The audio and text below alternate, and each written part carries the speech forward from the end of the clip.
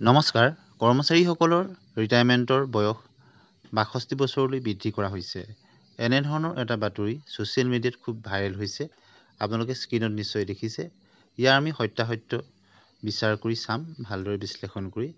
আপোনালোকে স্ক্ৰীনত নিশ্চয় দেখিছে যে ৰিটায়াৰমেণ্ট এজ ইনক্ৰিজ 2024, ৰিটায়াৰমেণ্ট आयु में 2 वर्षों की बढ़ोतरी, কেবিনেট বৈঠক में मिली मंजूरी।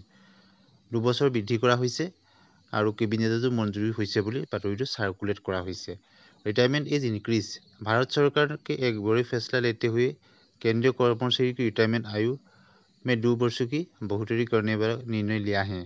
केंद्रीय सरकारे कर्मचारीসকলৰ ৰিটায়াৰমেণ্টৰ 2 বছৰ বৃদ্ধি কৰিছে বুলি কোৱা হৈছে এই বাতৰিটোত। और इस फैसले से लाखों सरकारी कर्मचारी को फायदा होगा और अब 62 साल की उम्र तक नौकरी कर सकेंगे।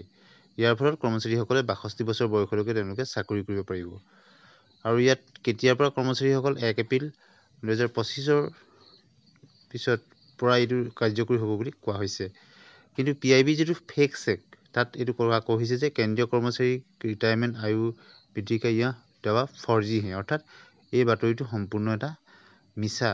PIB ফেক চেক কৰি কথাটো কৈছে যে এই যিটো বাতৰি সাৰ্কুলেট কৰা হৈছে ছ'চিয়েল মিডিয়াত এইটো সম্পূৰ্ণ এটা ভুৱা বাতৰি। গতিকে এনেধৰণৰ বাতৰিত আপোনালোকে বিশ্বাস নকৰিব। আৰু কেবিনেটতো তেনেধৰণৰ কোনো সিদ্ধান্ত গ্ৰহণ কৰা হোৱা নাই, এই আপোনালোকে দেখিছে। গতিকে ছ'চিয়েল মিডিয়াত খুব ভাইৰেল হৈ আছিলে ভিডিঅ'টো আৰু এই ইনফৰমেশ্যনটো।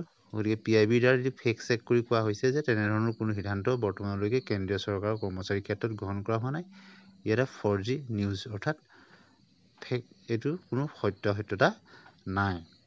গতিকে আমি এই ইনফৰমেশ্যনখিনি আপোনালোকলৈ দিলোঁ। এনেকুৱা ধৰণৰ যাতে ফৰ্জি বা এনেকুৱা ধৰণৰ মিছা তথ্যত আপোনালোক বিশ্বাস নকৰে।